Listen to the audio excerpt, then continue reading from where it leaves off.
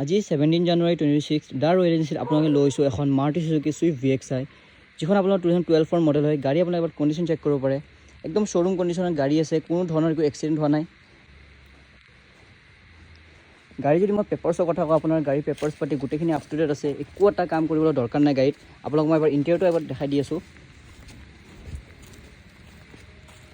ইণ্টেৰিয়ৰৰ কথা কওঁ, এবাৰ চেক কৰিলে আপোনালোকে ইণ্টেৰিয়ৰটো একদম নিট এণ্ড ক্লিন ইণ্টেৰিয়ৰ চাব পাৰে, একদম মানে ধুনীয়া হৈ আছে। আৰু যদি ফ্ৰণ্ট চাইডৰ ইণ্টেৰিয়ৰৰ কথা কওঁ, সেইটো এবাৰ চেক কৰি লওক।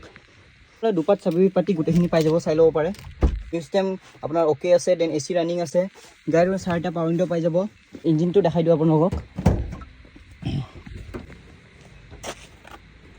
গাড়ী ইঞ্জিন চেক কৰিব পাৰে, গোটেই ইঞ্জিন চিল আছে, এপ্ৰন পাতি গোটেইখিনি চিল আছে, কোনো ধৰণৰ একো কাম কৰিবলৈ দৰকাৰ নাই। এবাৰ অভাৰলুক এটা চাই লওক।